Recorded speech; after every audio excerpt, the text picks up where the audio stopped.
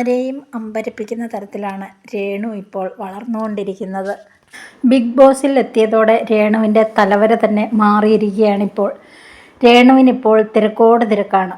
വിദേശത്തേക്കാണ് ആദ്യത്തെ പര്യടനം. ഇപ്പോഴിതാ ഒട്ടനവധി ഓഫറുകളാണ് രേണുവിനെ തേടി വന്നുകൊണ്ടിരിക്കുന്നത്. താമസിയാതെ ബിഗ് സ്ക്രീനിലേക്കും ചുവടുവെക്കുമെന്നാണ് സൂചനകൾ. ഈ നേട്ടങ്ങൾക്കെല്ലാം പിറകിൽ രേണുവിനെ വാനോളം നെഗറ്റീവ് കമൻറ്റുകൾ ഇറക്കിവിട്ട് സോഷ്യൽ മീഡിയ വഴി ഉയർത്തിയ പ്രേക്ഷകർക്കും നല്ല രീതിയിൽ തന്നെ പങ്കുണ്ട് എന്ന് പറയാതെ വയ്യ.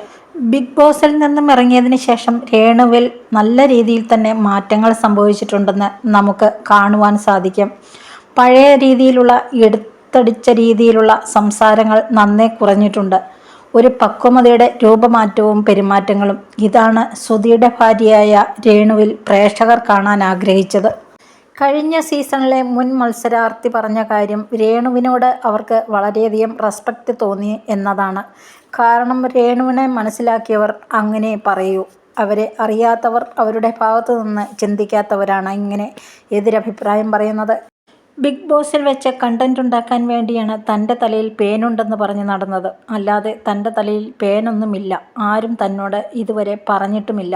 അതൊക്കെ കണ്ടന്റിന് വേണ്ടി കെട്ടിച്ചമയ്ക്കുന്ന കാര്യങ്ങളാണ്. ഇപ്പോൾ ഏതായാലും രേണു വെറും രേണു സുധിയല്ല, സെലിബ്രിറ്റി കൂടിയാണ്. അതിൻ്റേതായ മാറ്റങ്ങൾ വന്നല്ലേ പറ്റൂ.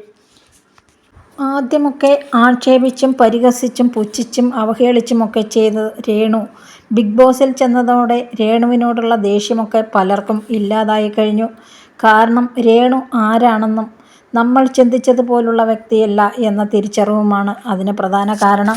എല്ലാവർക്കും എല്ലാവരെയും ഇഷ്ടപ്പെടാൻ സാധിക്കുകയില്ല. അതിന് പല കാരണങ്ങൾ ഉണ്ടാവുമല്ലോ. അതൊക്കെ അതിൻ്റെ വഴിക്ക് പോകും. രേണു ഏതായാലും പഴയതിലും പൂർവാധികം ശക്തിയോടെ തന്നെ സോഷ്യൽ മീഡിയയിലും പൊതുപരിപാടികളിലും ആക്റ്റീവായി മാറുന്നു. മക്കളും വീട്ടുകാരും രേണുവിനെ ഇഷ്ടപ്പെടുന്ന പ്രേക്ഷകരും രേണുവിന് ഫുൾ സപ്പോർട്ട് നൽകുന്നു. ഒരുപക്ഷെ പ്രേക്ഷകർ ചോദിച്ചിരിക്കാം, ബിഗ് ബോസിൽ എന്തുകൊണ്ട് ആക്റ്റീവായില്ല എന്ന ചോദ്യം. പെട്ടെന്ന് വീട്ടിൽ നിന്നും അപരിചിതരായ കുറച്ച് ആളുകളുടെ മുന്നിലേക്ക് എത്തുമ്പോൾ, അതും തന്നേക്കാൾ ആരോഗ്യമുള്ള ഒരുപറ്റം ചെറുപ്പക്കാർക്കിടയിലേക്ക് ചെന്നപ്പോൾ ഉണ്ടായ ഒരു ഭയമാവാം അതിന് കാരണം. എന്തു ചെയ്യണമെന്നറിയാതെ പകച്ചുപോയി. പാവം. വിചാരിച്ചതുപോലെ എളുപ്പമല്ല അവിടെ ഗെയിം കളിക്കുവാൻ.